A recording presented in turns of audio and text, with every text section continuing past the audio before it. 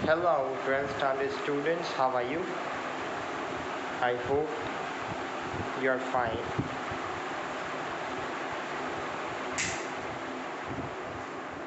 I have turned off the fan so that it would be very easy for us to listen to me carefully and to understand the concepts.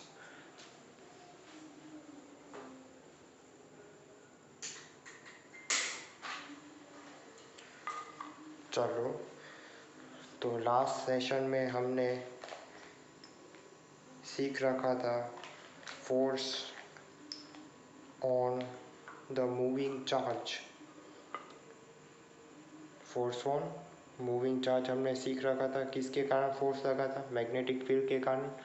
तो थोड़ा revision भी कर लेते, ध्यान देना इधर।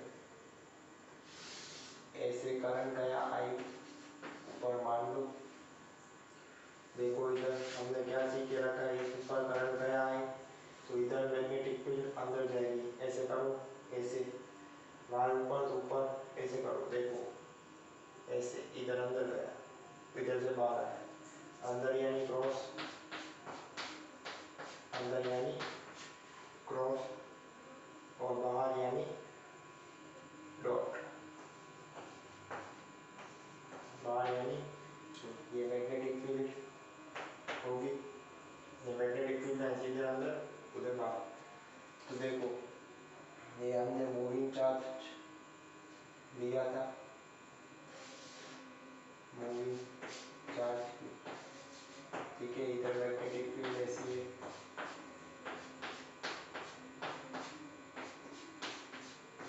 ठीक है। फोर्स क्या आता, f m q into v cross v, ये हमारा फोर्स रहेगा।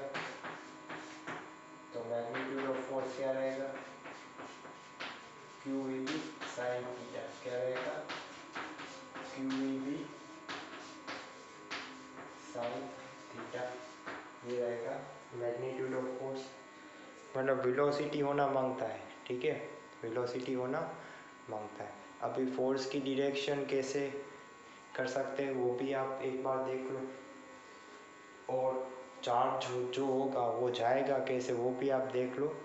पहले थोड़ा इजी एग्जांपल लेता, मान लो ये मैग्नेटिक फील्ड अंदर जा रही है, ठीक है, मैग्नेटिक फील्ड है। देखो इक्वल स्पेस हो तो मतलब यूनिफॉर्म, ठीक है। भी मान लो ये हमारा चार्ज है, उसकी वेलोसिटी ऐसे, उसकी वेलोसिटी ऐसे, ठीक है। 3D में सब कुछ तो सोचना ये कैसे आएगा। तो फोर्स की डायरेक्शन क्या होगी, एफ एम का फॉर्मूला क्या है, q into v cross b. Formula क्या है, q into v cross b. तो देखो वी क्रॉस बी अंदर, तो ये फोर्स की डायरेक्शन होगी, ठीक है।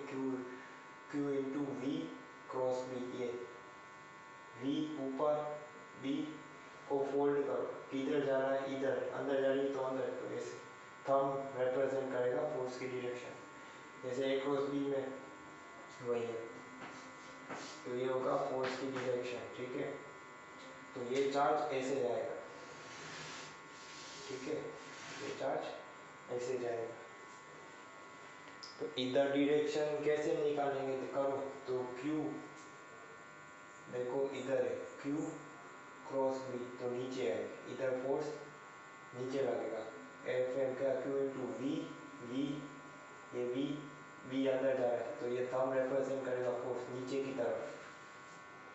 तो फोर्स इधर की तरफ होगा, ऐसा नीचे की तरफ, इधर ऐसा होगा, ठीक है। जो हमने रूल्स एंड रेगुलेशन सीखे हैं वेक्टर के लिए, उस हिसाब से आराम से आ जाएगा, ठीक है। तो ये समझना है ध्यान से।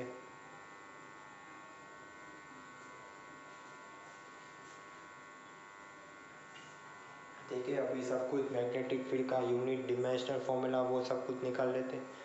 तो मैग्नेटिक फील्ड का यूनिट क्या आएगा, तो इधर यूनिट इधर से आ जाएगा, ऐसे मैं लिख सकता हूँ v क्या आएगा F by q into v. v velocity है, ठीक है, v क्या है वेलोसिटी, लिखता हूँ एक बार, v क्या है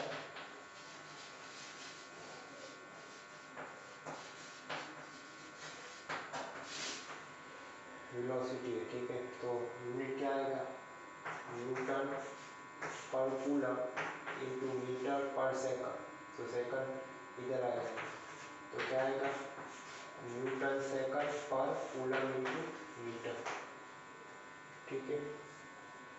अगर एसआई में हम लिखे तो कूलम की जगह क्या लिखना पड़ेगा I is q by t, तो क्यू क्या आएगा आई इंटू टी, तो इसका क्या आएगा ampere into second into metre, तो एसआई में क्या आएगा इसका यूनिट न्यूटन पर मीटर इंटू एम्पियर, न्यूटन पर metre into ampere. Dimensional formula क्या आएगा, तो ये फोर्स का मीटर का L1, ये करंट का है, तो डिमेंशनल फॉर्मूला आएगा m t to the power -2 और a टू द पावर -1, तो ये आएगा। तो उसका दूसरा ऐसा यूनिट है, उसको हम बोलते हैं टेस्ला, क्या बोलते हैं टेस्ला। तो मतलब मैं ऐसा लिख सकता हूँ 1 Tesla would be equal to 1 Newton पर मीटर इंटू एम्पियर, या फिर 1 kg पर सेकंड स्क्वायर इंटू एम्पियर, ऐसा भी लिख सकता हूँ, ठीक है। तो ये मैग्नेटिक फील्ड का सब कुछ बहुत काम का है, यूनिट्स, ठीक है। तो सीजीएस यूनिट क्या आएगा, सीजीएस यूनिट मैग्नेटिक फील्ड का है गॉस, क्या है गॉस बोलते हैं जी। तो 1 टेस्ला के बराबर होता है 10 टू द पावर 4 गॉस, ठीक है। 1 tesla 10 to the power 4 gauss, यानी 1 gauss would be equal to 10 to the power -4 tesla, ठीक है। और एक और यूनिट है, देखो हमने इलेक्ट्रिक फ्लक्स सीख के रखा है, फ्लक्स हम क्या लिखते थे हमेशा ई डॉट है, तो मैग्नेटिक फील्ड में भी हम फ्लक्स को लिखते हैं बी डॉट है। तो उस हिसाब से मैग्नेटिक फील्ड का यूनिट आएगा वेबर पर मीटर स्क्वायर, क्या आएगा दूसरा यूनिट वेबर पर मीटर स्क्वायर। इसका मतलब क्या, मैं ये लिख सकता हूँ कि 1 टेस्ला के बराबर होगा 1 न्यूटन पर मीटर इंटू एम्पियर, उसके बराबर होगा 1 केजी पर सेकंड स्क्वायर इंटू एम्पियर, उसके बराबर होगा 1 वेबर पर मीटर स्क्वायर, ठीक है।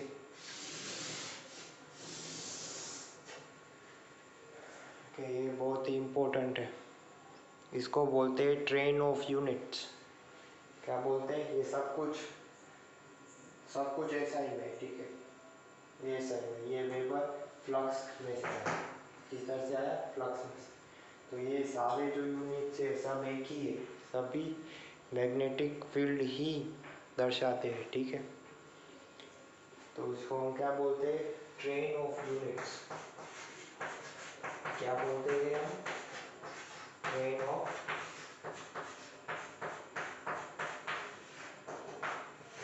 यूनिट्स, सभी मैग्नेटिक फील्ड ही दर्शाते हैं, ठीक है। लिख लो, ये डायरेक्शन समझ लेना, बहुत ही काम का है। V क्रॉस बी निकालेगा, V क्रॉस बी इधर, इधर V cross b, V cross b इधर, ठीक है, सब कुछ काम का है बहुत।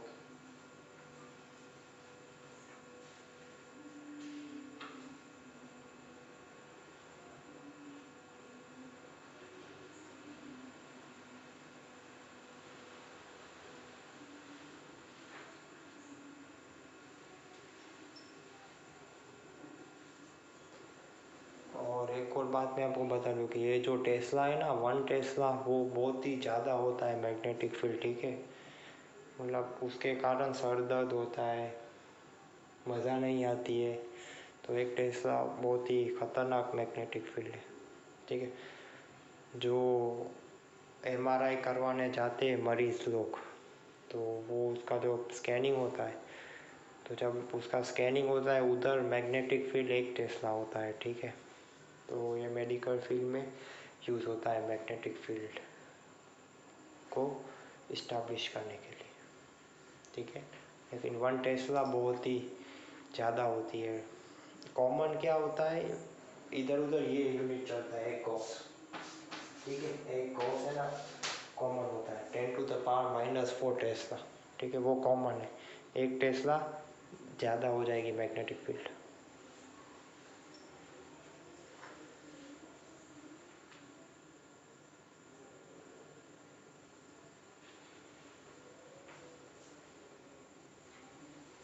ठीक है, सब कुछ लिख लेना ध्यान से। चलो अभी आगे बढ़ते हैं।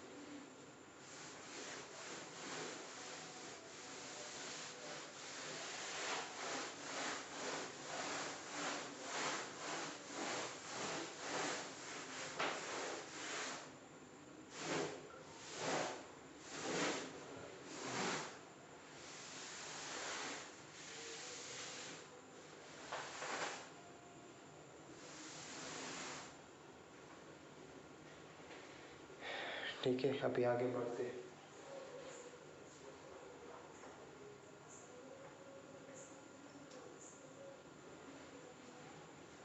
अभी देखो, ये मैग्नेटिक फील्ड लाइंस होगी, ये बार मैग्नेट के लिए N2S ऐसी होगी। क्लोज लूप बनाएंगे, क्या बनाएंगे, क्लोज लूप बनाएंगे, ठीक है। N से निकलेगी, S में से जाएगी, ठीक है। N से निकलेगी, S के अंदर। तो मान लो इधर हमारा चार्ज प्लस Q है, ठीक है, मैग्नेटिक फील्ड के अंदर, और इसकी वेलोसिटी है v। इसकी वेलोसिटी क्या है, v। तो इसके कारण फोर्स लगेगा, अभी हमने सीख के रखा है। और वो फोर्स किधर लगेगा, इनटू द बोर्ड लगेगा। फोर्स क्या लगेगा, इनटू द बोर्ड लगेगा, ठीक है। आप यूज़ करना सीधा ये फॉर्मूला की मदद से v क्रॉस v निकालेगा, क्योंकि फोर्स क्या होता है, v क्रॉस v। तो उस हिसाब से फोर्स क्या आएगा, इनटू द बोर्ड, क्या आएगा, इनटू द बोर्ड। लिख देता हूँ मैं ताकि कोई परेशानी ना हो। इनटू द बोर्ड लगेगा, ठीक है।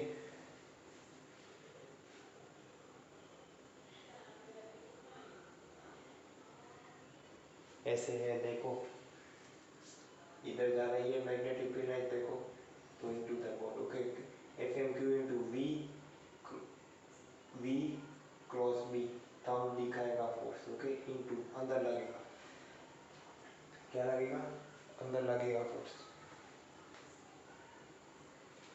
अभी इलेक्ट्रिक फील्ड की मैं बात करूँ, तो मान लो इधर ये पॉजिटिव चार्ज है, तो ये इलेक्ट्रिक फील्ड की डायरेक्शन होगी, सॉरी, हाँ, इलेक्ट्रिक फील्ड लाइन ऐसी होगी, ठीक है, हमने सीख के रखा है। तो इधर प्लस Q चार्ज होगा, तब भी फोर्स लगेगा। फोर्स क्या लगेगा, ऐसे लगेगा, फोर्स क्या होगा, Q इंटू ई। हमने सीख रखा है सब कुछ। तो ये मैग्नेटिक फील्ड हो, तब मैग्नेटिक फील्ड B, और इधर इलेक्ट्रिक फील्ड E, तो ये लगता है, ठीक है। तो याद रखना, दोनों का डिफरेंस मैंने आपको बता के रखा है। मैग्नेटिक फील्ड लाइन हमेशा क्लोज लूप होती है, इसमें ऐसा नहीं होता है,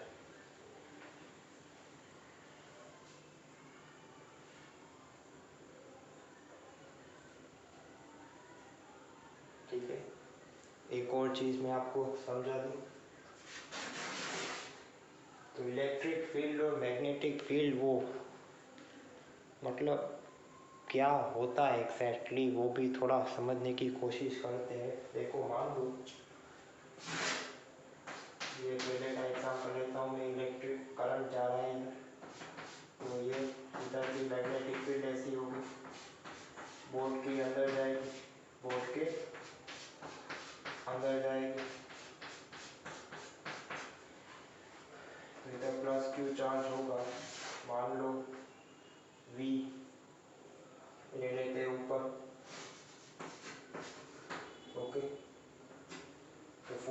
लगेगा Q into f m q into v cross b, ऐसे फोर्स लगेगा।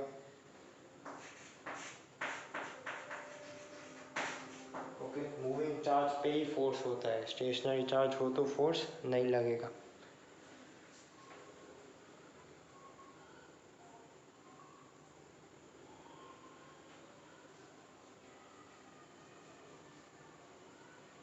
अभी देखो तीन ऑब्जर्वर लेते हैं, एक तो है स्टेशनरी ऑब्जर्वर, एक क्या है स्टेशनरी ऑब्जर्वर जो ग्राउंड पे खड़ा है। किधर खड़ा है वो? ग्राउंड पे खड़ा है। लिखता हूँ स्टेशनरी ऑब्जर्वर,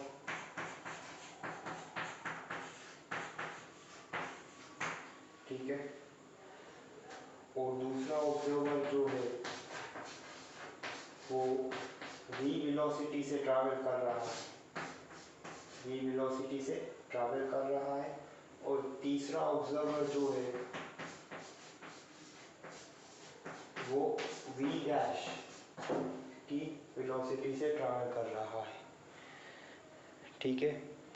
तो देखो ये तीनों ऑब्जर्वर के लिए, एक ऑब्जर्व करेगा इलेक्ट्रिक फील्ड, दूसरा ऑब्जर्व करेगा मैग्नेटिक फील्ड। इसका मतलब क्या? Electric field and magnetic field they are same entity.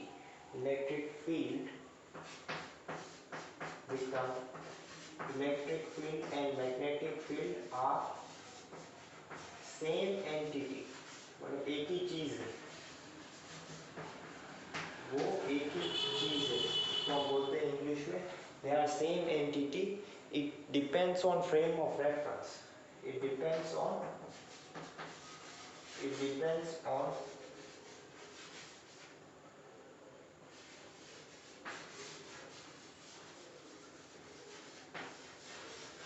it depends on frame of reference। किसके ऊपर आती है? फ्रेम ऑफ रेफरेंस के ऊपर ही आती है, मतलब उसके ऊपर डिपेंड होगा, ठीक है। इलेक्ट्रिक फील्ड वो एक ही चीज़ है, लेकिन किसकी रेफरेंस की हम बातचीत करें उसके ऊपर वो आधारित रहता है।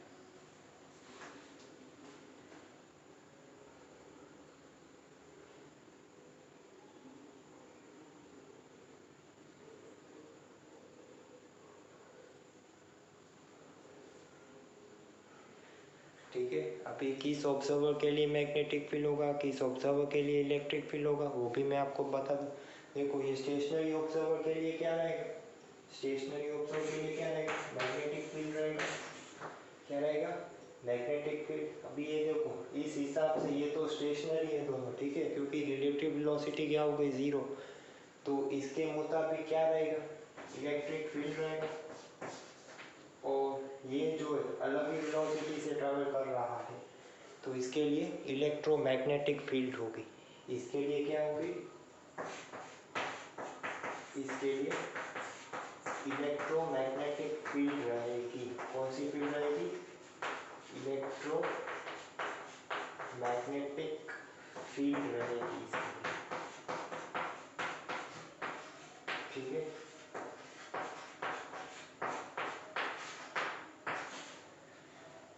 ठीक है, अभी क्लियर डिफरेंस पता चल गया ना, इलेक्ट्रिक फील्ड और magnetic field. It just depends on frame of reference, आप किस हिसाब से बात कर रहे हो, विथ रिस्पेक्ट टू व्हाट, ठीक है। तो इसके लिए मैग्नेटिक फील्ड, इसके लिए इलेक्ट्रिक फील्ड और इसके लिए इलेक्ट्रोमैग्नेटिक फील्ड दोनों रहेगी, ठीक है, क्योंकि उसकी वेलोसिटी अलग है, वी डैश, ठीक है। ये बहुत ही इम्पोर्टेंट कॉन्सेप्ट है, ठीक है, इसलिए मैं आपको बता रहा हूँ। See this things are very very important, इसको समझने का है ध्यान से।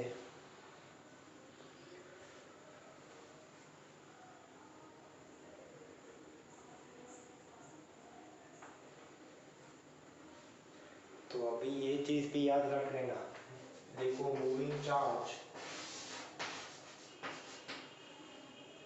देखो चार्ज की वेलोसिटी है, तो ये बहुत ही इम्पोर्टेंट है। Moving charge generates, moving charge generates, moving charge generates electromagnetic field. It generates electromagnetic field. ठीक है, it generates electromagnetic field. Okay, charge move करने लगे ना तो हो जाएगा इलेक्ट्रोमैग्नेटिक फील्ड.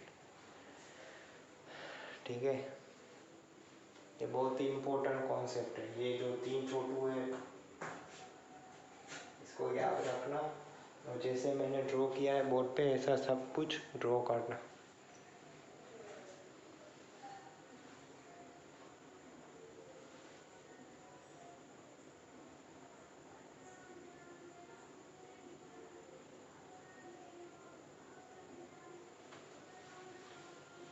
ठीक है, तो मैं आपको 1 मिनट देता हूँ, सब कुछ लिख लेना ध्यान से, बाद में हम आगे बढ़ेंगे 2 मिनट में.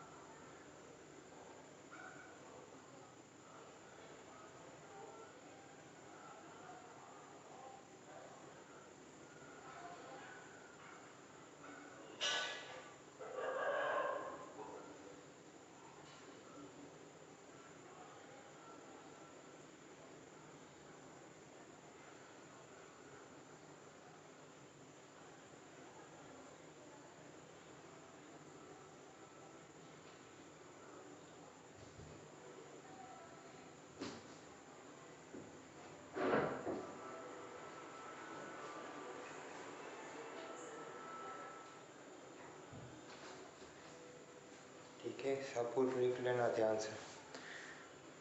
और ये सारे जो चैप्टर्स है पहले जैसे मतलब बहुत बड़े नहीं है. ठीक है, तो ये सारे चैप्टर्स है वो जल्दी ख़त्म हो जाते हैं क्योंकि इलेक्ट्रोस्टैटिक्स ही बहुत ही लेंथी है, बाकी बहुत लेंथी नहीं है, इसलिए ये सारे चैप्टर्स है जल्दी ख़त्म हो जाएंगे. बहुत सारी थियरीज नहीं है, तो मैं जो करवा रहा हूँ उसे आप याद रख के आओगे तो भी आपको बोर्ड एग्ज़ाम में कोई दिक्कत नहीं आएगी. तो ध्यान से पढ़ना.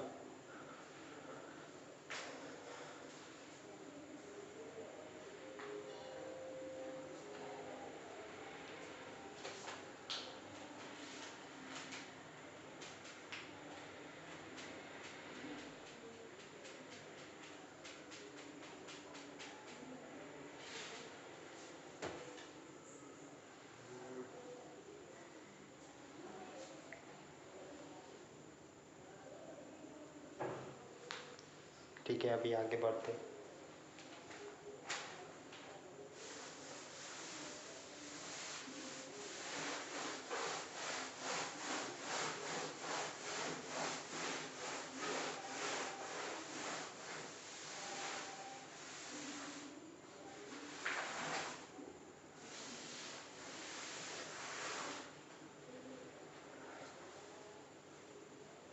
अभी चलो एक बहुत ही इंटरेस्टिंग आर्टिकल करते हैं.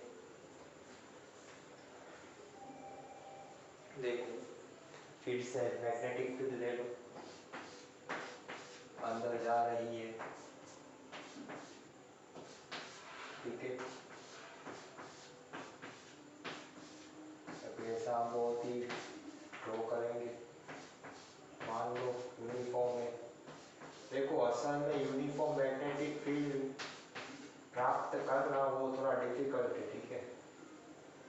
मान लो ऐसा है, इधर पॉजिटिव चार्ज है, इसकी वेलोसिटी इधर है, फोर्स किधर लगेगा, क्यू, फोर्स का फॉर्मूला क्या है, एफ है, हमने क्या याद करके रखा है, q into v cross b, q into v cross b हमने याद रखा है। तो वी क्रॉस बी करोगे तो वी बी इधर फोर्स लगेगा, इधर फोर्स लगेगा। तो देखो थोड़ा अलग कलर यूज करता हूँ,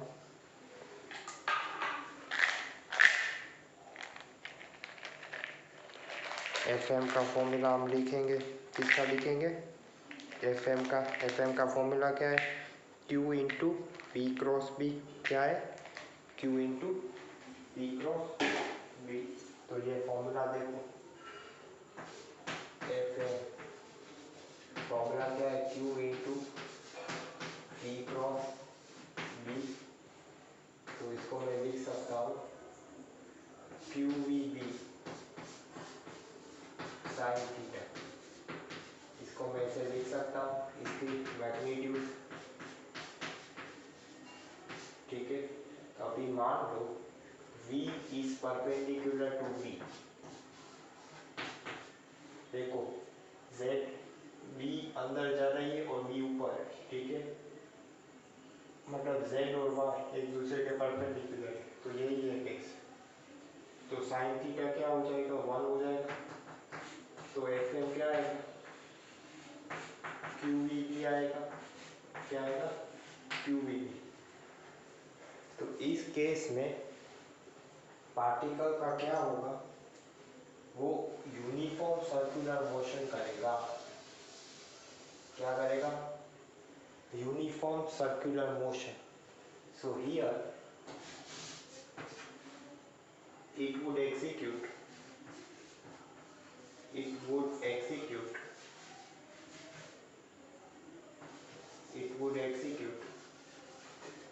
यूनिफॉर्म सर्कुलर मोशन। और ये इसकी कंडीशन है, ठीक है, अगर ये होगा तो ये होगा, ठीक है, ये होगा तो ये होगा, मतलब मान लो इसका रेडियस r है, रेडियस क्या है, r है, मतलब यूनिफॉर्म सर्कुलर मोशन कर रहा है, तो सेंट्रीपेटल फोर्स कौन प्रोवाइड करेगा, ये मैग्नेटिक फोर्स। तो इसका मैं क्या लिख सकता हूँ, mv²/r, वो क्या आएगा, q into we B,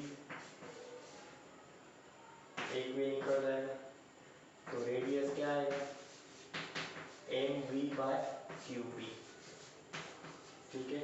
mv को मोमेंटम भी लिख सकते हैं, इसको मैं मोमेंटम p/qb भी लिख सकता हूँ, ठीक है। द सेंट्रीपेटल फोर्स कौन प्रोवाइड कर रहा है, देखो मैग्नेटिक फोर्स, ठीक है, 11th स्टैंडर्ड में सब कुछ सीख के रखा है। तो ये बहुत ही इंपॉर्टेंट फॉर्मूला है, R इक्वल्स टू mv/q,